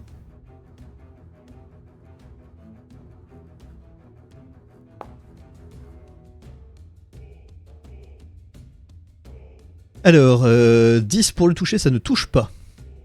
Ah non, c'est avant que j'ai fait. Ah, excuse-moi, Là, 23 pour toucher, dégâts. ça touche. 10 de dégâts, ça le fait, et tu le mets au sol, sans problème. Ok, et du coup, je vais attaquer ceux qui vient d'arriver à mon contact. Tu te retournes pour l'attaquer, tu n'as pas d'avantage. Parce qu'il n'y a pas de Et tenaille. du coup, je suis d'accord que je peux utiliser. Elle est toujours en feu, mon épée, non? Non, ton épée n'était en feu que jusqu'à la prochaine fois que tu touchais. Ok. Du coup, je peux concentrer? Tu n'es plus concentré, tu peux relancer un autre sort qui nécessite de la concentration si tu le souhaites. Tu peux aussi utiliser tes emplacements de sorts pour faire ce qu'on appelle un châtiment divin, c'est-à-dire pour ajouter des dégâts supplémentaires qui seront des dégâts radiants. Ce n'est pas noté dans ta liste de sorts, mais c'est noté dans ta liste des capacités, des aptitudes. C'est où? Juste au cas où, et tu Ok. peux décider de le faire après avoir touché. T'es pas obligé de le dire Châtiment avant. divin? Châtiment divin ou frappe divine, je sais plus comment ça s'appelle. Sur ton... Dans tes aptitudes, c'est châtiment divin. Le troisième des aptitudes actives. À partir du niveau 2, quand vous touchez une créature avec une arme de corps à corps, vous pouvez utiliser n'importe quel emplacement de sort pour châtier cette créature, lui infliger des dégâts radiants supplémentaires. 2d8 pour un emplacement de sort de niveau 1. 3d8 pour un emplacement de sort de niveau 2. Et si tu touches une créature de type mort-vivant ou fielon, tu as un dé qui est ajouté automatiquement. Mais là, ce n'est pas le cas. J'arrive pas à voir le cap. Quand tu vas sur aptitude, Ouais, j'y Sur suis. ton- J'ai dans sur action. ta fiche de perso, aptitude, tu as souffle, sens divin, châtiment divin. Sauf, sens divin, imposition des mains. Après, j'ai canalisation d'énergie divin, canalisation Ah, tu vois- d'énergie divin. Tu vois pas châtiment divin, J'ai- toi? Non, je le vois pas. Ok, c'est bizarre. C'est bizarre parce que moi je le vois. Ah, attends. Ah, ok. T'as 3 boutons, action, action bonus, réaction. Clique Ouais. sur action. Je suis dans l'action. Ah, faut les décoche. Faut Décoche, les ouais. Parce que c'est une utilisation spéciale, ça ne te coûte pas d'action ou d'action bonus. Ok. Mais ça peut te permettre de faire beaucoup de dégâts si tu as besoin de le faire. Que tu as des emplacements de sorts disponibles ou que tu sens que tu dois buter une créature le plus vite possible. C'est toi qui vois quand tu... Ok. Donc là, je peux l'utiliser, par exemple. Si tu veux. Mais tu n'es pas obligé de me dire que tu l'utilises, tu peux me dire que tu l'utilises une fois que tu as attaqué. Ok. Ça te consomme l'emplacement de sort que si tu vas l'utiliser réellement, que si tu vas toucher la créature. Alors que les autres sorts de frappe et de châtiment, eux, imposent que tu maintiennes ta concentration pour pouvoir l'appliquer lorsque ce se fera. Bref, je te laisse. Ok. Tu as aussi un entraînement martial qui fait que si tu te mets ici, tu pourrais attaquer avec avantage. Ah bon? Ah, je croyais que c'était le mur. Ah, c'est un mur ici? Pour moi, oui. Enfin, Non, la case est disponible. Mais comme t'es dans le noir, c'est vrai que c'est pas toujours simple. Voilà. ici. Ok. Ouais. Du coup, j'ai lancé mon jet d'attaque. T'as lancé ton jet d'attaque. Tu peux me faire un autre jet d'attaque. Ok. Comme ça, ça va mettre le vanat. truc avec avantage au cas où il y a un vanat. Ce n'est pas le cas. En plus, il aurait fallu le lancer qu'une seule fois, mais c'est pas grave. En tout cas, tu touches. Tu peux lancer tes dégâts et si tu veux utiliser le châtiment divin, tu le dis et tu te décocheras un sort de l'emplacement niveau 1 ou niveau 2. Du coup, je lui dis avant de lancer ça. Ou après. Tu me dis si tu veux l'utiliser, quel emplacement de sort tu consommes. Sachant qu'il ne te reste qu'un emplacement de sort actuellement de niveau 1. Ok, Tu n'es pas obligé de l'utiliser maintenant. Ok, je vais garder, je vais juste l'attaquer. Donc tu me fais tes dégâts. C'est un 7, c'est pile ce qu'il fallait pour Yes. le faire tomber au sol. Il te reste encore du déplacement si tu le souhaites. Je vais me rapprocher de celui qui a enjambé. Ouais. Et tu ne peux plus attaquer puisque tu as déjà fait tes 2 attaques. Et je peux rien faire. Techniquement, tu as une action bonus si tu le souhaites. Est-ce que je peux Mais- prendre le corps de bleu pour le mettre Non. derrière moi? Non. Ok. Non. C'est tout pour toi, donc Elisira, c'est à ton tour. Tu es toujours concentré de ton côté. Oui. C'est un petit peu la merde.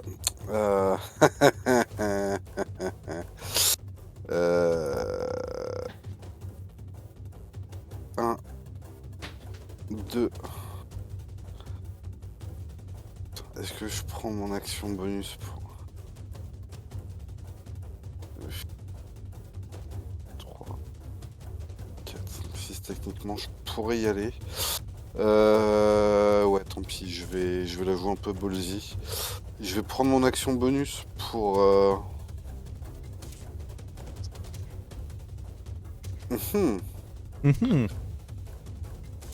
Tu déplaces Voilà. le Mon rayon de lune. Juste ici. Mhm. Et donc il me reste 4 cases de déplacement. 1, 2, 3, 4. Ouais, Et t'arrives en juste à aller là. action. Je vais caser un mot de. Enfin un soin sur bleu. Niveau 1, Niveau 1, bah il me reste que ça. Donc Ouais. bleu tu récupères 10 pevs. je viens d'ajouter. 10 PV, bleu et conscient, mais il est toujours au sol. Ouais. C'est tout pour toi, Elisira. Ouais, je peux rien faire de plus malheureusement. Ouais. C'est au tour du baron. Le baron qui va avancer. Il rentre dans la zone du rayon de lune. Et bah, écoute, Il fait donc ça un va jet de lui sauvegarde. faire. 2 constitutions. Il échoue. Il peut donc lancer les 3d10 de dégâts. Il subit ces dégâts-là et il va attaquer bleu. Première attaque de morsure avec avantage. C'est un 21 pour toucher bleu. Bleu qui Et- subit 3 de dégâts perforants avec la morsure.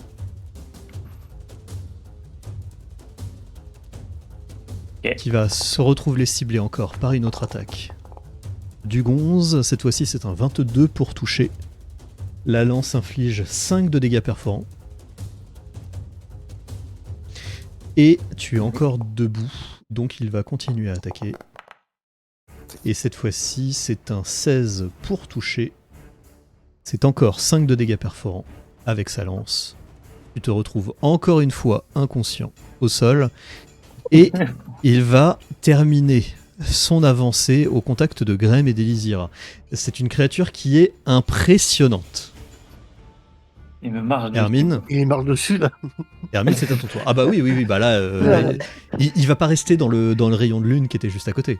J'ai une question, est-ce qu'il a une jupe? Hmm, Ce sont un des petit peu fermés, hein. qui bleu ou le Savaguin. Ça veut dire. Le Savaguin, il a effectivement son armure, il a une espèce de jupe. Du coup, on peut Pour dire qu'il couvrir, regarde en dessous. J'ai les yeux fermés, Bleu à la Voilà. chance. Là, pour d'être l'instant, il y a les yeux mort fermés, avant. C'est ça. Hermine, c'est à ton tour. Sinon, je verrai 2 lunes après. Eh ben, je vais piquer la relique, hein, histoire que comme ça, elle soit dans ma poche et pas sur Ouais. le trône. Tu peux l'utiliser avec ton action bonus pour la prendre.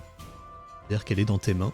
La lumière, par contre, va maintenant être sur toi, puisque, sauf à ce que tu mettes. Attends, dans parce que ça un fait de la endroit. lumière, cette merde. Ça fait de la lumière, ouais. Oui. Ah non, mais si je la fous dans mon sac. Si tu la fous dans ton sac, ça ne fera plus de lumière.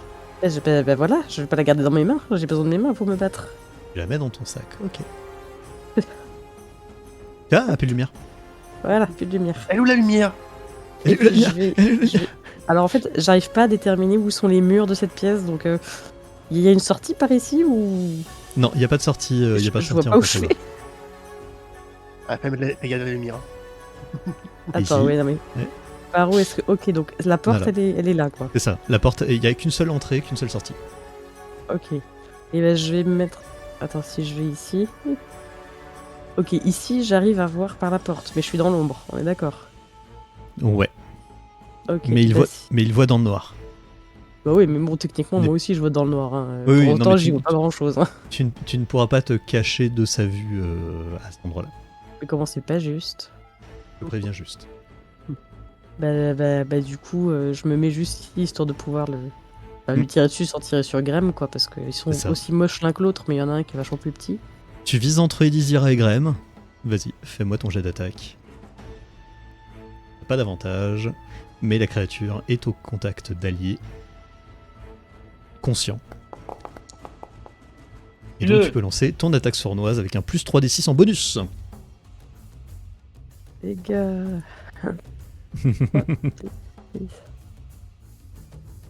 Et que des 6. Tu lui affiches 20 de dégâts, il pousse un hurlement très sauvage, très guttural. Il te reste encore un peu de déplacement si tu le souhaites. Bah, j'aimerais bien, mais je peux pas me cacher. Ça sert à rien. Pour te cacher, il faudrait se cacher derrière une colonne ou derrière l'hôtel qui est ici, quoi. Ferme les yeux sinon. Bah, je veux bien... Si, je vais me cacher derrière une colonne, mais je les vois pas. Sur une colonne. Non mais en fait, oui, mais je disais les colonnes, mais en fait il y a au-dessus d'Elysira. Mais je suis même pas sûr que ce soit voilà, là, ici, ouais. Là, c'est bon, je suis caché. Vas-y, dis que T'es je pas suis caché, droite. faut encore que t'ailles un petit peu au nord. Ici tu pourrais te cacher, ouais. T'es de l'autre Ok. côté du. T'es de l'autre côté du. Mais il Du y a passage. un peu de lumière. Oui, Tu le vois plus. Tu le vois J'y plus, donc il ne te voit plus, donc tu peux faire ton jet de... Tu pourrais faire ton jet de discrétion, mais tu as utilisé main leste pour piquer Oui. l'objet au début. Bon, Mais je en suis tout cas, hors de tu n'es vue. plus quoi. tu n'es plus dans son champ de vision. C'est au tour du Sahuagin numéro 1. Sahuagin numéro 1 qui est un petit peu embêté parce que son boss prend un petit peu tout l'espace. Oh, mais il peut venir Et donc là, il sinon. va dasher pour essayer de prendre un petit espace qu'il connaît pour aller jusque là et il se retrouve au contact d'Hermine. C'est au tour du Sahuagin numéro 4. Le Sahuagin numéro 4, il est où? T'as sauté mon tour, par Non, contre. c'est pas mort. J'ai sauté ton tour? Ah oui, je t'ai pas demandé Ouais. de faire ton jet de sauvegarde, excuse-moi, vas-y. Yes. Jet de sauvegarde contre la mort. C'est pas un 20 cette fois-ci, c'est un 3, c'est un échec. Tu peux faire. Attends. Réfléchis ce que j'utilise ou pas, c'est peut-être un peu trop dur. Favori des dieux, non, c'est trop dur. 2D de 4 en plus, ça va pas marcher. Yes, je passe. Le Sahuagin numéro 4, qui est au contact d'Elysira et de Grem, va se déplacer. Grem, tu as une attaque d'opportunité contre lui. Défonce-le. Tac, et du coup, c'est quoi l'attaque d'opportunité? C'est une attaque. Fais Un une coup attaque d'épée. simple. Tu peux aussi décider d'utiliser ton châtiment divin sur une attaque d'opportunité. Comment si je tu le quitte souhaites. le chat? C'est une option. Ah, non, je peux pas quitter. De quoi? Je vais quitter le chat. Je vais clair d'écrire, ça y est, c'est. Ah oui. Tac. Du coup, c'est attaque, c'est ça? Attaque, ouais. Défonce-le. Attends. Attaque normale. C'est un 16, ça le touche. Tu peux lancer tes dégâts. Ouais, C'est pas un mal. en 10 vrai. de dégâts. C'est noté. Il vient d'être passé de l'autre côté. Il va attaquer Elysira au corps à corps avec avantage. Est-ce que ça va toucher 16. Ça touche. Eh bien, tu subis donc 3 dégâts perforants alors qu'il te mord, et ensuite il va utiliser... lui, il peut utiliser sa lance. L'autre ne peut plus l'utiliser puisqu'il l'a lancé. C'est le concept de la lance. 18 Ça pour touche. toucher. Et cette fois-ci, c'est 5 de dégâts perforants alors qu'il utilise sa lance à deux mains. Alors attends, si tu me permets. Constitution. Cette sauvegarde de constitution, effectivement. 10 ou plus. Oh putain, je vais y arriver, oui. Jet On de y croit. sauvegarde. Le premier. Bon bah voilà. C'est un échec. Tu n'es donc plus concentré sur... Je sais plus ce que sur quoi... Ah si, le rayon de lune. Le rayon de lune, ouais. Je te l'enlève. Merci. Hop. C'est tout pour lui, c'est au tour de Grem. Ok. Ok,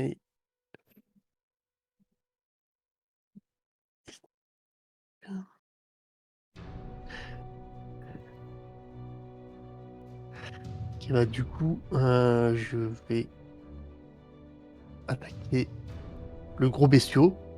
Mhm.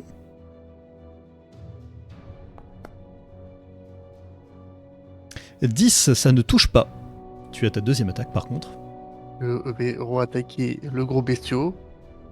Vas-y. Oh oui. C'est un 20 nat. Tu peux donc t'ajouter aussi ton plus 7 de dégâts supplémentaires avec cette épée longue. Si tu lances un châtiment, divin, tous tes dés vont être doublés, y compris les 2d8 que tu vas lancer de ton châtiment divin. Ok.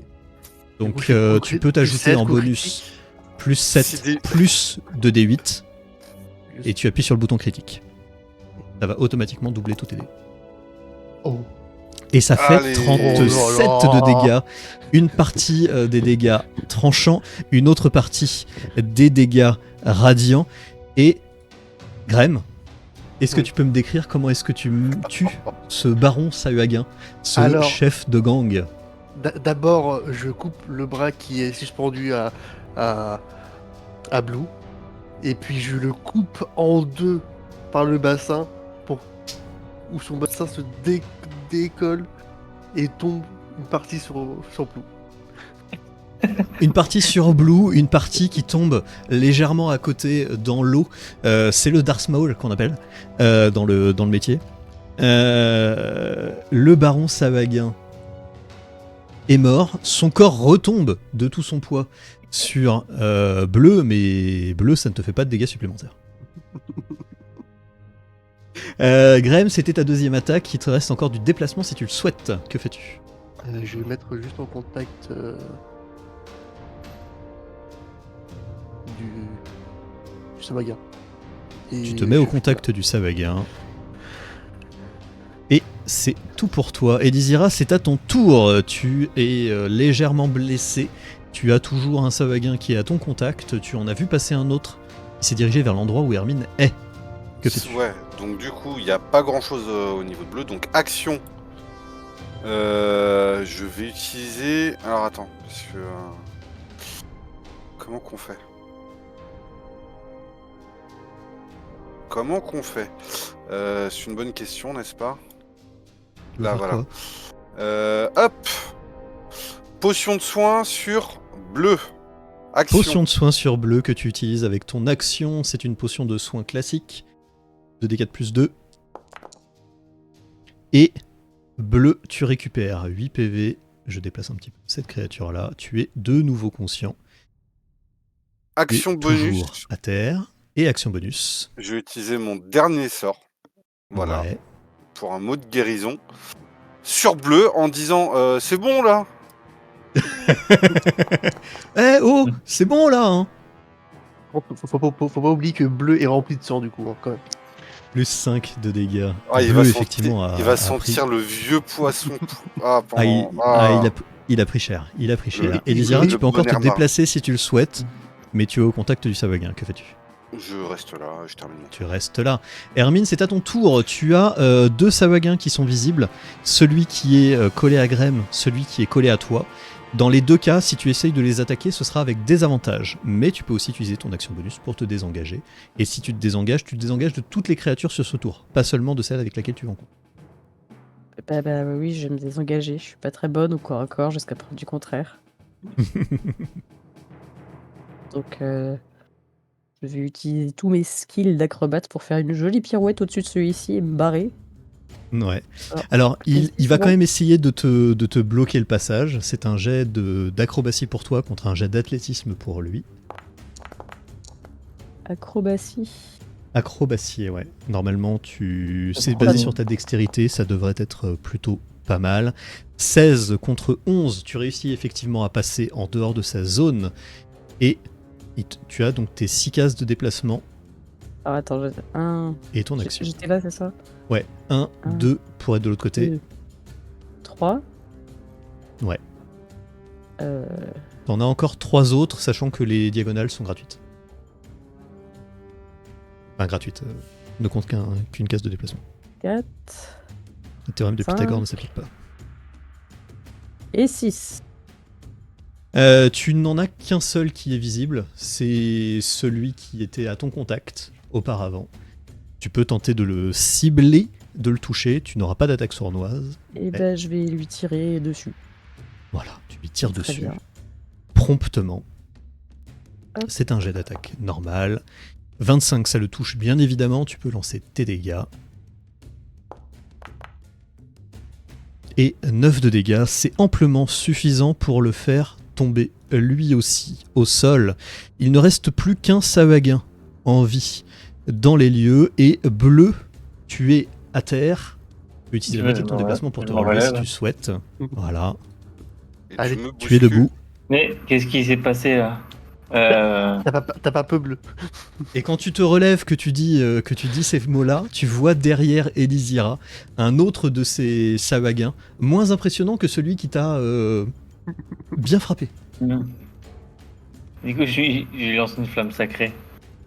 Flamme sacrée sur lui, c'est un jet de sauvegarde. 2 dextérité. Ta difficulté, elle est à 14. Il le réussit, donc il ne prendra pas de dégâts. Est-ce que tu souhaites faire autre chose? Il a pas le droit au bonheur. Non. Pour une fois qu'un des jets de sauvegarde comme ça est réussi de leur part sur la flamme sacrée. Je vais mettre par là. Voilà. Il fuit. Ok. Bleu, c'est tout pour toi. C'est au tour du Sahuagin qui est ici, qui va jeter un peu ses dernières forces dans la bataille, ciblant Elisira avec avantage, puisque lui est toujours ensanglanté. La première attaque fait 3 de dégâts perforants. Et sa deuxième attaque avec sa lance ne va pas te toucher avec un 10 de dégâts. Un 10. Il a tout dépensé. Le baroud d'honneur. C'est au tour de Grême.